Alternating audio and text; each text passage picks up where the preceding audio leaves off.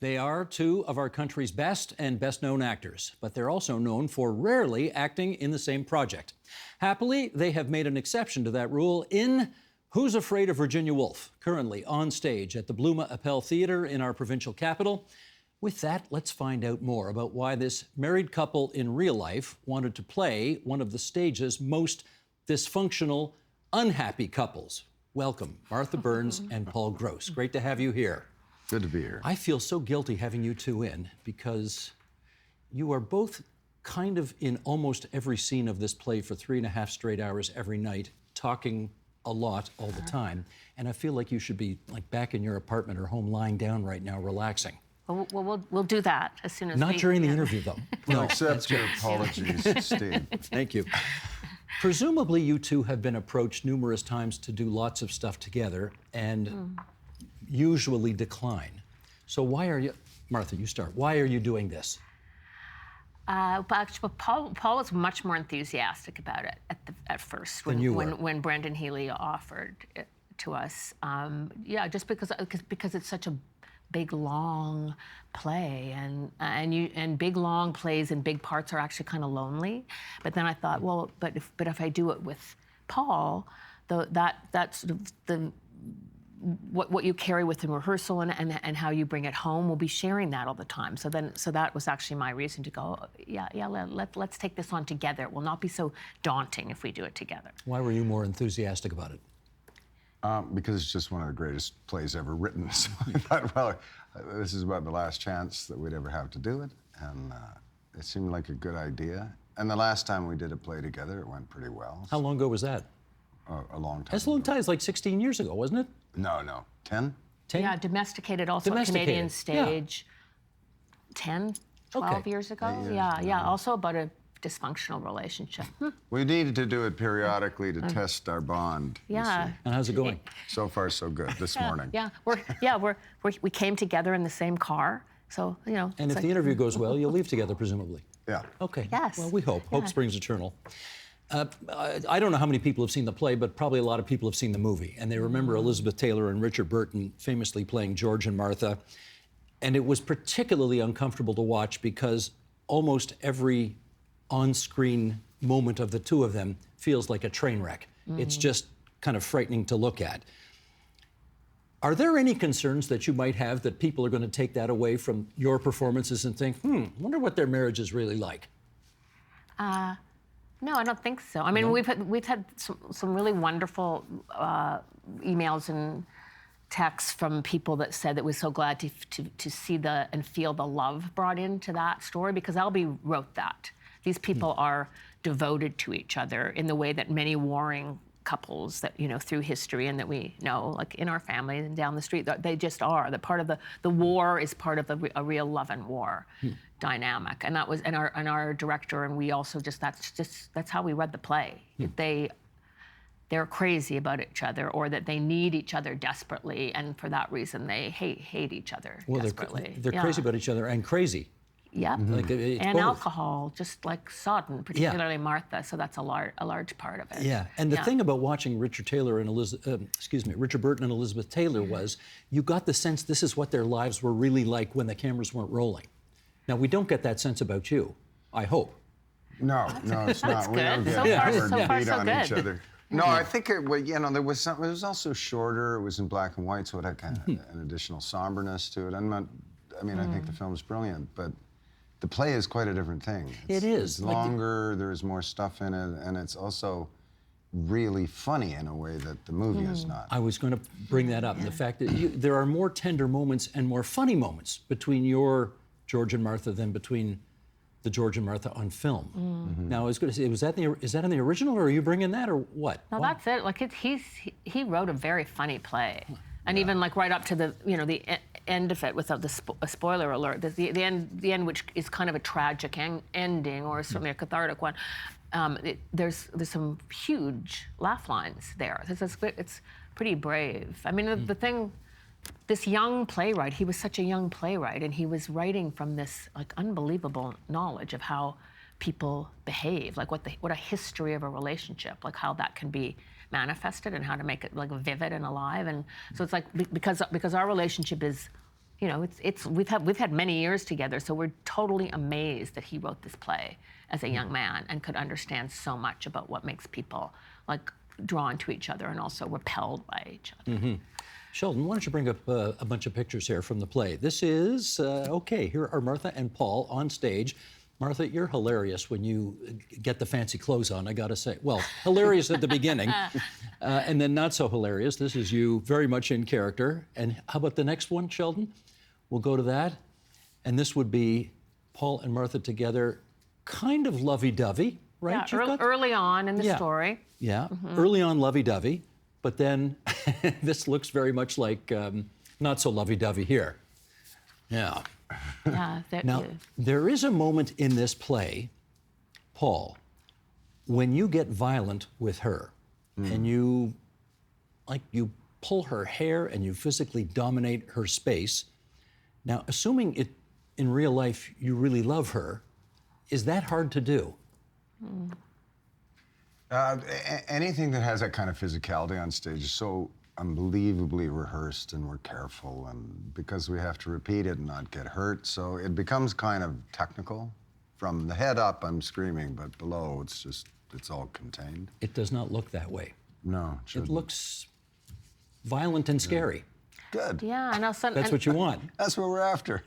But we did have those conversations in rehearsal because the play was written in the '60s, so that kind of like that sort of domestic violence is actually Albie actually has written that he gives you these little slaps.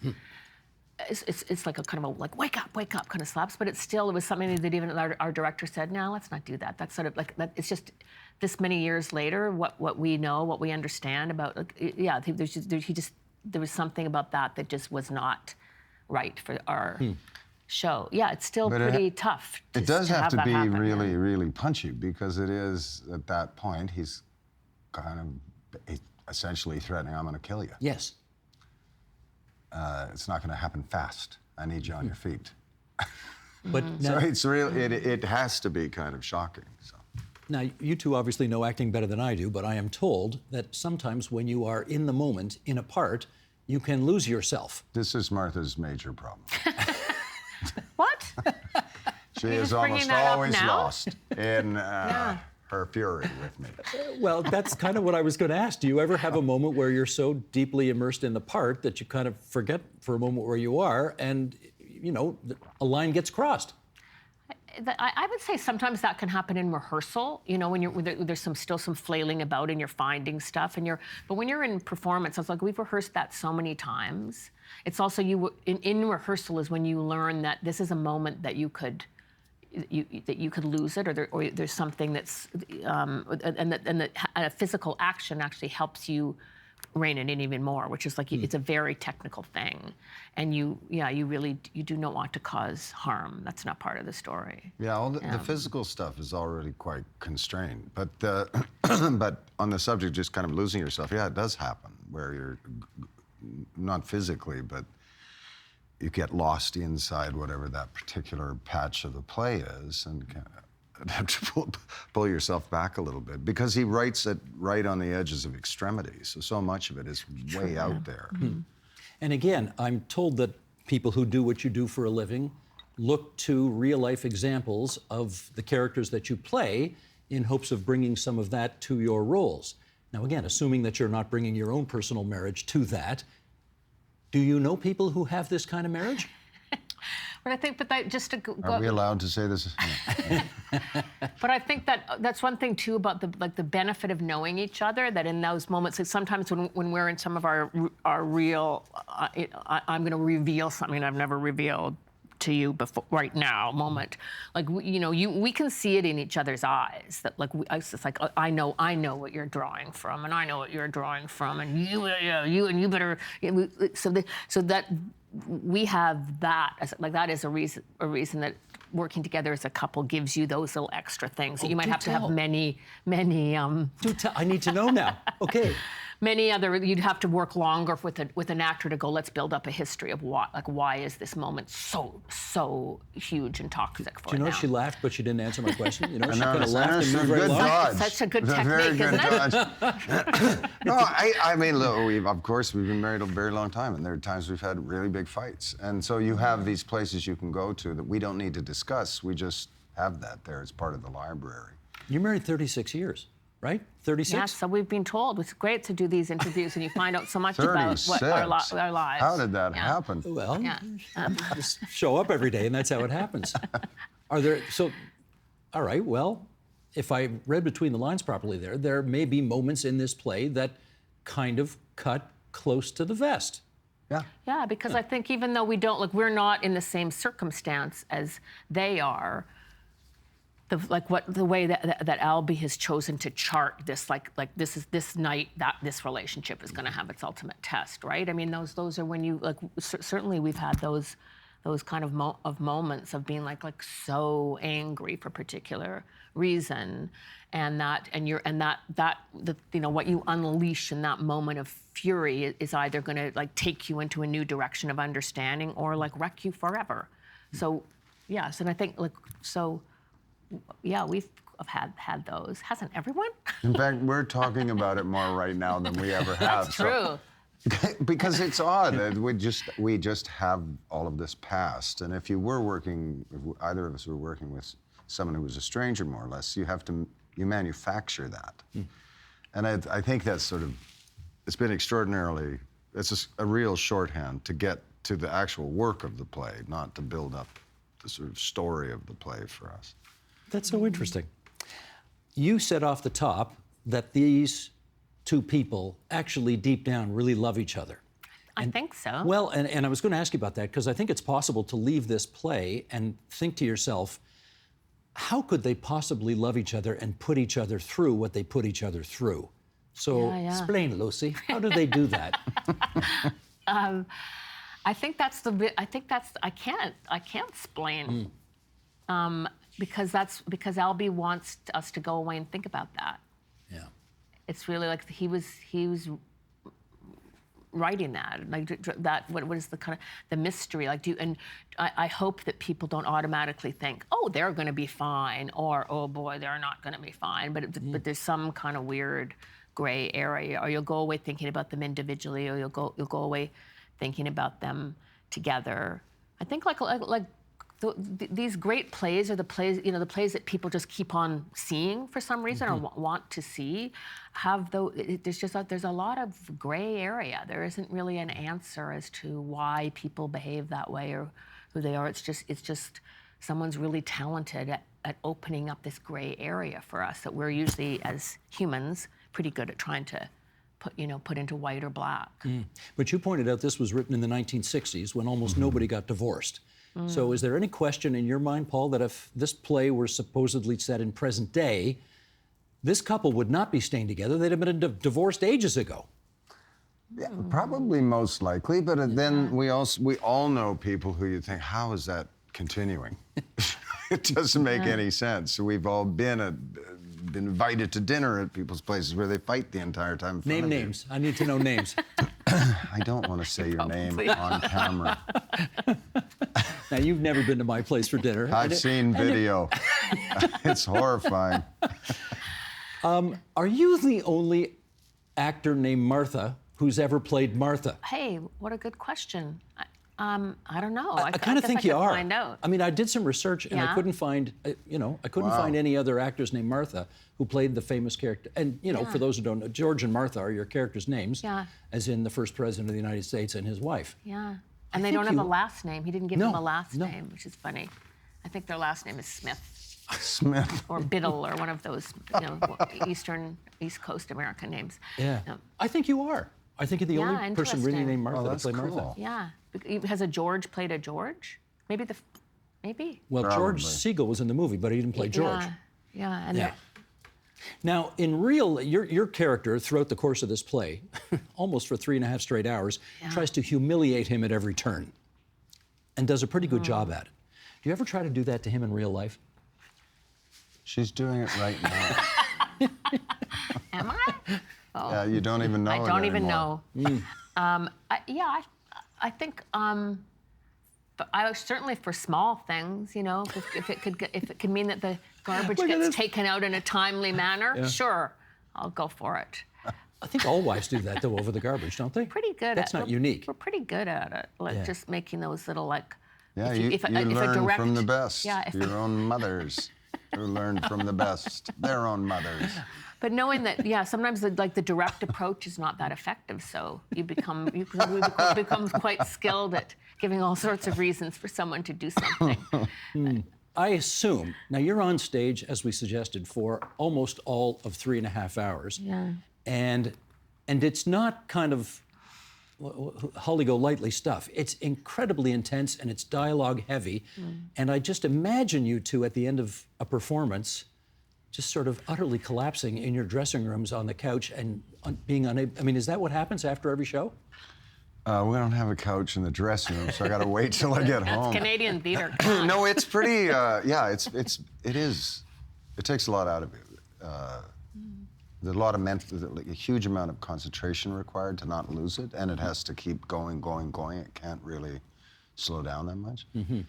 So one a day is not so bad, but like tomorrow we have 2, so the end of that day is like. Oh. You do 2 shows on Saturdays. Yeah. And Wednesdays. And Wednesdays. That's an endurance test. But also it's like, again, what is great writing? What is great theater? What is this? It means that there's a rhythm, like a rhythm that the audience really likes. If we get it right, the audience likes that rhythm, and if we get it right, the rhythm will help us. And so if we're on speed and really practiced and really connected to each other, you get energy back. I get it, but I mean, in a way, it's like going to a Leaf game every night. You're shouting at each other for 3 hours. Not totally, but a lot. And you're losing. Well, that is like very much. Yeah. You're losing more than I do, but up to a point though, then it changes. But how do you even have any voices left? I wonder.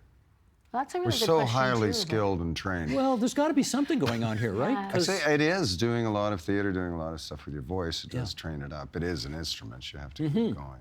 But also, it's the first time in our long careers that we've ever been mic'd, because that theater, just because of the size of the theater, and maybe like it's an older theater, the acoustics are not the best. They find that their audience really appreciates hearing the mic'd version. So that's one thing, because we're not, that part of your concentration, which is about projection, is we don't really have to do that because you're still screaming. There's still scenes where you're screaming at each other. But I did lots of movement work, body work, more than voice work to prepare for this, and that I think, and that really has helped, because it's to stay loose and to have that your voice very grounded in physical agility I found has worked for me this time. And you're chucking stuff at walls, and you got to be sort of physically fit to do you're these making parts, it right? sound worse than it is, I think. Well, I don't know. It looks pretty bad. I mean, I'm telling you, from where I was sitting in the audience, it looks pretty bad. But there's a couple of funny things in between the chucking and the walls. For sure there are. No, there's some good laughs in there, for sure. No, you two are adorable together. You were here once before. Yeah. You were here 17 years ago to do an interview about a movie that you wrote, directed, produced, and starred in. It was called Passchendaele, about that World War I battle. Want to know what you looked like 17 years ago? I'm about to show you. Here we go. Sheldon, roll the clip, if you would. You were a quadruple threat on this movie, right? You wrote it, you produced it, you starred in it, you directed it. Yeah. Which, in my world means you're entitled to the first credit. But you didn't get the first credit in this movie. Do you remember who gets the first credit in this movie? I'll bet you do. Alberta? Right. Yeah, it was the financiers, I think, yeah. The tax, whatever they are, the agencies of government that you have to deal with, I guess, in order to get movies like this made. And in the closing credits, I've never seen a motion picture where there were more politicians listed that you wanted to thank. Ralph Klein and Don Mazankowski, and on it goes. So the question is, and it's a bit of a smart-ass question, how much sucking up do you have to do in this country in order to get a movie made? Well, my knees are extraordinarily sore still. It's really tough. It's tough to make a film at the best of times. It's really tough to try and make one that requires a lot of money. Now, I never knew that we were doing an X-rated show, but apparently, there we go. There we go.